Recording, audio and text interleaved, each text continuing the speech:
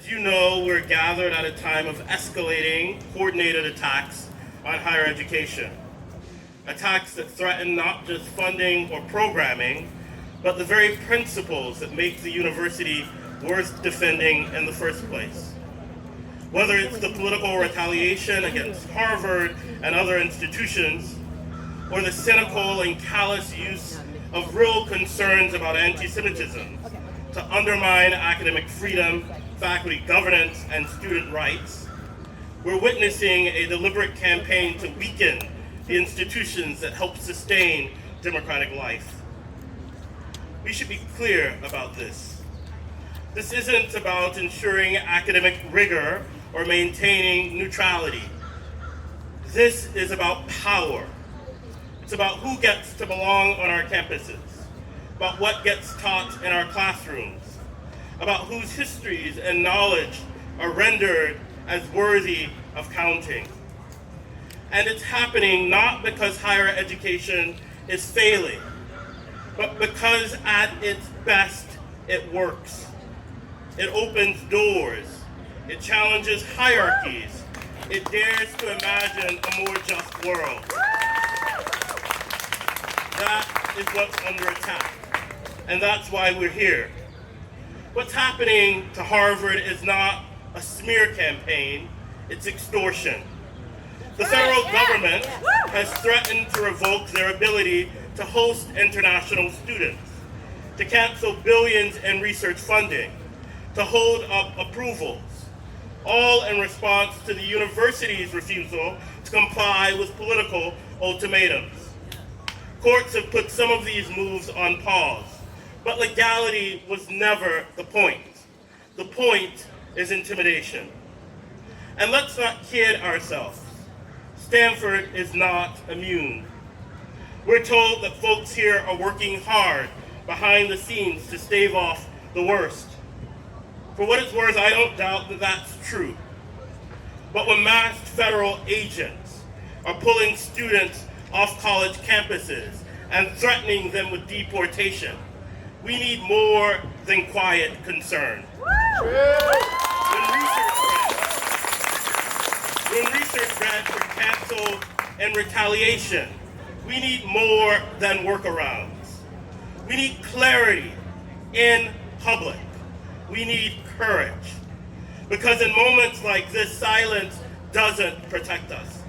It only emboldens those working to dismantle what we've worked so hard to build. Maybe our silence buys time, but not in the long term. As a scholar of race and politics, I know that universities have long been battlegrounds. Schoolyards have always been where those with anti-egalitarian goals attempt to preserve hierarchy, where they try to halt our collective efforts to perfect this imperfect union. This moment is no different. As I wrote at the Stanford Daily, what DEI threatens isn't merit, it's monopoly. And that's why DEI is under attack. This isn't about ideology, it's about defending institutions that work to expand access and make our society more just. But what happens on this campus matters far beyond our walls. Undermining academic freedom makes it easier to discredit science, to suppress dissent, and to rewrite history. As my colleague Larry said, it's part of the authoritarian playbook. The goal is not just to scare universities, it's to weaken the institutions that produce knowledge, that create space for critique, that train citizens to think for themselves. And Stanford has a choice to make. You can't invite people here, students, scholars, staff, and ask them to be part of a so-called community, and then ignore the concerns their identities bring with them. As my colleague Elliot White put in a recent piece in the Stanford Daily, we don't shed our identities and the worries, concerns, and aspirations that come with them when we walk on this campus to do our work. And though I'm naturally skeptical of the word community when applied to the workplace, I don't think it's too much to ask that our leaders recognize and name the fact that this moment frightens the hell out of many people here, and for good reason. The university can't afford to stay quiet, and it certainly can't justify silence in the name of neutrality. Because here's the thing, an absolute commitment to neutrality makes cowards out of all of us. We should ask our administrators, what is the line? What would finally shake us out of this strategic silence? If masked agents detaining students isn't enough, what is it? If politically motivated funding threats aren't enough, what is? If the targeting of scholars and the demonization of whole fields of research isn't enough, what would be? At some point, neutrality becomes complicity. At some point, a refusal to choose sides is itself a choice. And in this moment, the question isn't whether we will protect our reputation, it's whether we'll protect our people. And we must do more. And we must do more than simply play defense. We cannot let the loudest critics define the terms of this debate.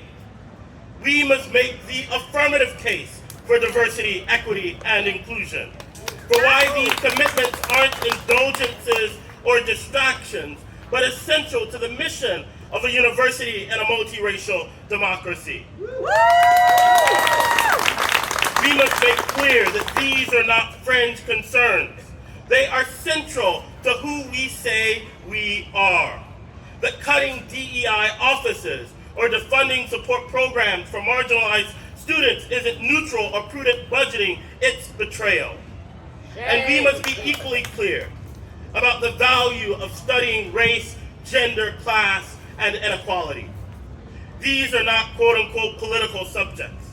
They are fundamental to understanding the world we live in.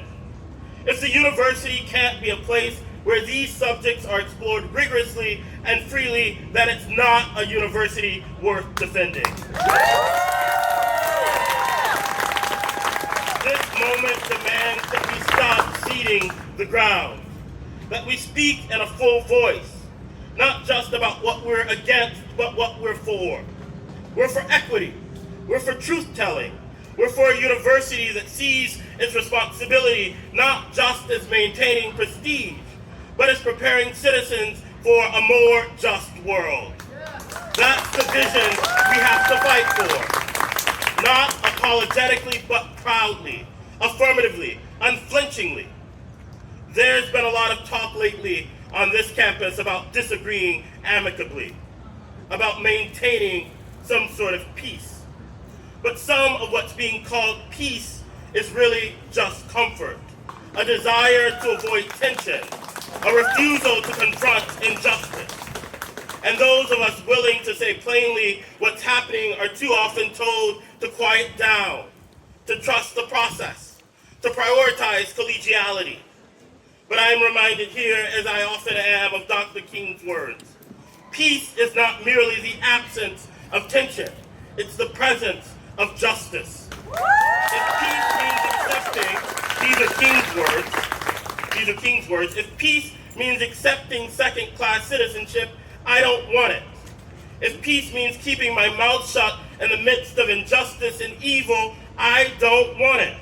If peace means being complacently adjusted to a deadening status quo, I don't want it. If peace means a willingness to be exploited economically, dominated politically, humiliated and segregated, I don't want peace, King said.